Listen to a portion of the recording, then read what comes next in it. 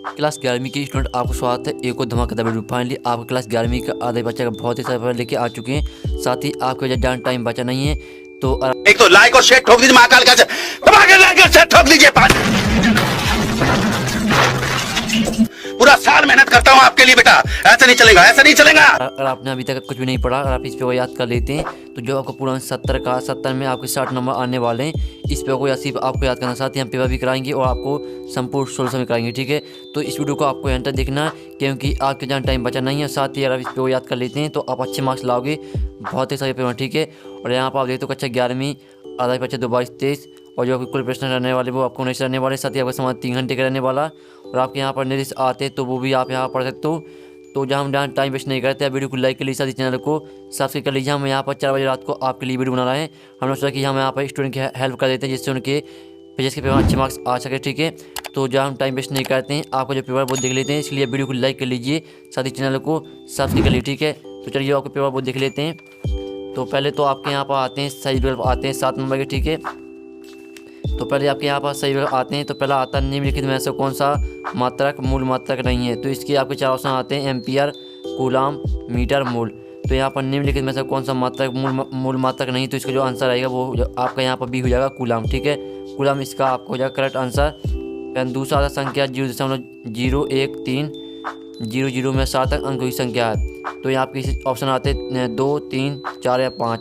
तो इसका जो आंसर आपका हो जाएगा वो आपका इसका हो जाएगा 4। ठीक है, यानी इसका जो सी है वो इसका करेक्ट आंसर हो जाएगा। और साथ ही आपको यहाँ पर ध्यान से देखना और सुनना, जो जिससे वो पूरे ऑब्जेक्ट हैं वो आपको यहीं पे याद होने चाहिए, क्योंकि आप ज़्यादा टाइम बचा नहीं है। साथ ही आप दोबारा पढ़ भी नहीं पाओगे, इसलिए इस वीडियो को आराम से देखें और जो ऑब्जेक्ट हैं वो आपको यहीं पे याद होने चाहिए। अच्छे से सुनिए। ठीक है, हम आपको पढ़ के दिखा रहे हैं।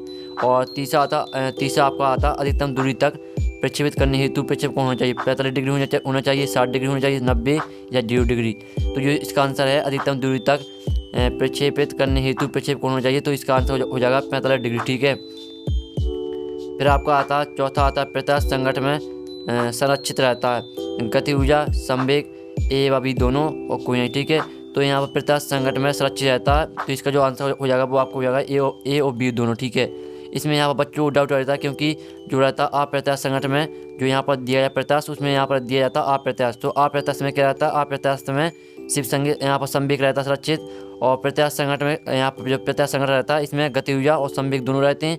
जो अप्रत्यास्थ संगठन रहता है उसमें संवेग केवल संवेग बस सुरक्षित रहता है। ठीक है, बता दिया हमने, जिससे आपको यहाँ पर डाउट जो आपका खत्म हो जाए। और पाँचवा आता है एक दृढ़ पिंड को यांत्रिक संतुलन होने के लिए नेट बाएं बल शून्य होना चाहिए और नेट बाएं बल आघूर्ण शून्य होना चाहिए। और सी आता है ए व बी दोनों आवश्यक हैं, ए आवश्यक है, बी आवश्यक नहीं है।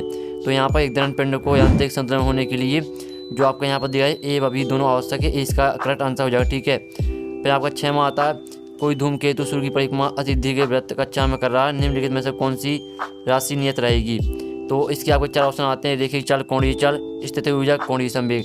तो जो इसका आपका आंसर है वो आपका यहाँ पर डी हो जाएगा, कोणीय संवेग। ठीक है, फिर 7वां आता है दाब बढ़ाने पर किसी पदार्थ का गलनांक कम हो जाता है, बढ़ जाता है, अपरिवर्तित रहता है, पदार्थ की प्रवृत्ति पर निर्भर करता है। ठीक है, तो जो इसका आंसर है दाब बढ़ाने पर किसी पदार्थ का गलनांक बढ़ जाता है। ठीक है, तो इसका आपको बी हो जाएगा करेक्ट आंसर।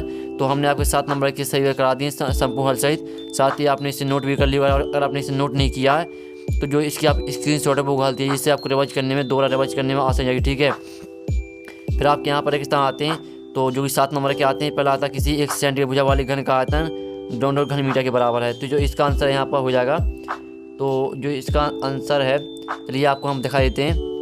तो जो आपका यहाँ पर आंसर किसी 1 सेंटीमीटर भुजा वाले घन का आयतन कितना होता है, तो यहाँ पर आपको लिख देना है। इसमें पहले रेगिस्तान आपको जाएगा 10/6। ठीक है, पहले आपका रेगिस्तान में आपको 10/6 भर देना है, यही आपका करेक्ट आंसर हो जाएगा। अब चलिए हम यहाँ पर आपका दूसरा रेगिस्तान देख लेते हैं। आज अभी अभी हाँ। रहा नहीं जाता। जो आपके यहाँ पर दूसरा आता है वह गति जिसमें तुरंत सदैव वेग के लंबवत होता है का पथ होता है। ठीक है, जो आपके यहाँ पर मैं आंसर बताया थोड़ा वो आपका गलत था। दूसरे का जो आंसर आपका रहेगा वो आपका यहाँ पर रहने वाला वृत्तीय पथ। ठीक है, दूसरे में आपका यहाँ पर वृत्तीय पथ रहने वाला। ठीक है, दूसरे रेगिस्तान में आपको हो जाएगा वृत्तीय पथ। फिर आपका तीसरा था बंद पथ में संरक्षी बल को कहते हैं। तो बंद पथ में यहाँ पर संरक्षी बल को क्या कहते हैं। तीसरे का जो आंसर हो जाएगा, तीसरे का आपका आंसर होने वाला शून्य हो जाएगा। ठीक है, तीसरे में आपका शून्य होने वाला। और यहाँ पर कर्कनिक दर को क्या कहते हैं, तो यहाँ पर कर्कनिक दर को शक्ति कहते हैं। ठीक है, चौथे में आपका यहाँ पर शक्ति हो जाएगा चौथे रेगिस्तान में आपको शक्ति भर देना है। फिर आपका 5वां आता है घुड़ागति एवं स्थानांतर गति के संयोजन को गति कहते हैं। तो 5वें रेगिस्तान आपको क्या भरना है, 5वें रेगिस्तान में आपको भरना है यहाँ पर लोटन गति, ठीक है, लोटने गति भर देना आपको 5वें रेगिस्तान में। फिर 6वां आता तुल्यकारी उपग्रह का आपातकाल होता है। तो तुल्यकारी उपग्रह का आपातकाल कितना होता है, चलिए आपको दिखा देते हैं।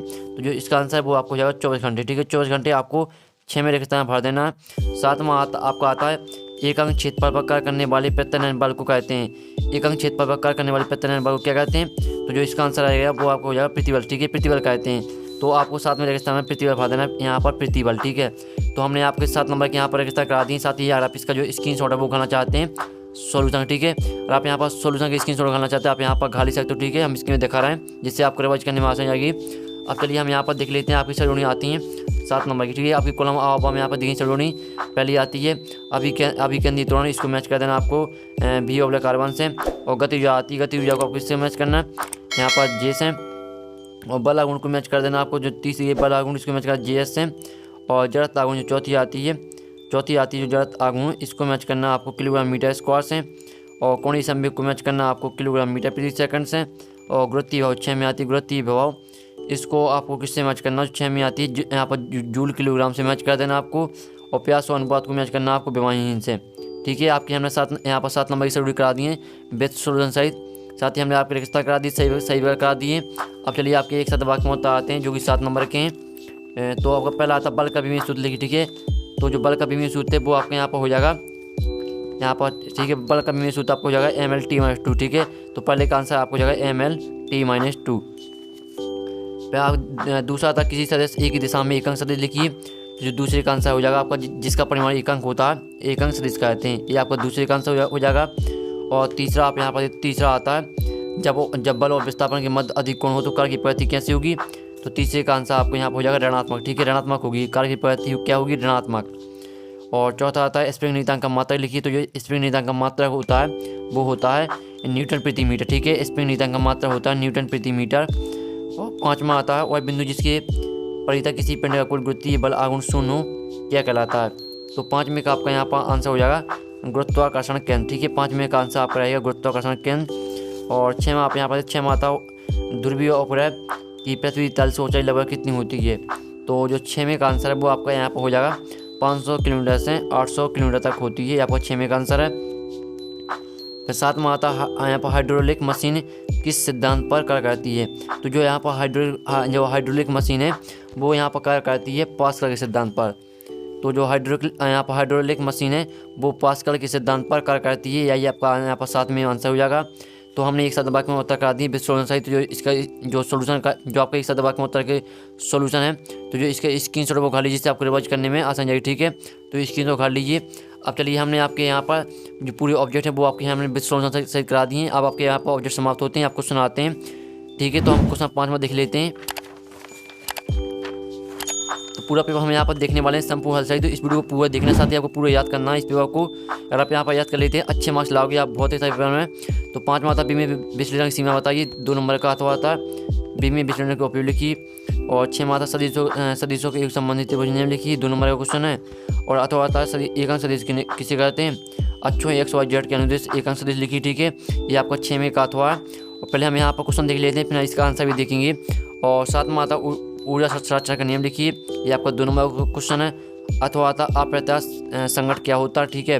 और 8वां आता कर ऊर्जा प्रमेय लिखिए और इसका अथवा आता प्रत्याश स्थिति ऊर्जा की परिभाषा लिखिए, आपका 2 नंबर का क्वेश्चन है। फिर 9वां आता कोणीय संवेग संरक्षण का नियम लिखिए, आपका 2 नंबर का क्वेश्चन है। अथवा आता सदिशों के सदिश के कोई 2 गुण लिखिए। फिर चलिए आपके यहाँ पर 10वां क्वेश्चन देख लेते हैं, किसी पिंड वाल जड़त्व आघूर्ण किन किन कारणों पर निर्भर करता है, ये आपका 2 नंबर का अथवा आता गुणागति में जड़त्व आघूर्ण के भौतिक महत्व को स्पष्ट कीजिए। हम जो क्वेश्चन करा रहे हैं सभी का आप जो स्क्रीनशॉट है वो उठा दिए, कोई क्वेश्चन आपको नहीं छोड़ना, सभी का आपको स्क्रीनशॉट उठाना, नहीं तो आप अपनी कॉपी में नोट करते जाइए, ठीक है। और यहाँ पर आप देखते हैं 11वां आता पलायन किसे कहते हैं, 2 नंबर का क्वेश्चन है। अथवा आता भारीता किसे कहते हैं। और साथ ही आपको 12वां क्वेश्चन आता धारा रेखीय प्रवाह एवं प्रशुद्ध प्रवाह में कोई 2 अंतर लिखिए, आपको 2 नंबर का क्वेश्चन है। इसका अथवा देखने से पहले जो इस पेज का पूरा आप स्क्रीनशॉट है वो उठा लीजिए, ठीक है, पूरा अच्छी तरह से यहाँ पे स्क्रीन उठा लीजिए क्योंकि ये पेपर आपका आने वाला है। और फिर आपका यहाँ पर आता 12वीं का अथवा बर्नौली का प्रीमियर लिखिए, ठीक है। ये आपका यहाँ पर दिया है 12वीं का अथवा। फिर आपका आता 13वां क्वेश्चन, किसी स्प्रिंग को खींचने या दबाने पर संचित स्थिति ऊर्जा के लिए सूत्र स्थापित कीजिए। 3वां क्वेश्चन है, इसका अथवा देते हैं, इसे देखिए कि मुक्त रूप से गिरती किसी वस्तु की कुल आंतरिक ऊर्जा अचल रहती है। 4वां क्वेश्चन आप यहाँ पर देख सकते हो। 3वां क्वेश्चन है, जो 3वां क्वेश्चन था वो आपका 3वां क्वेश्चन साथ ही आपके यहाँ से जो 3वां क्वेश्चन है, यहाँ से आपके 3वां क्वेश्चन स्टार्ट होते हैं।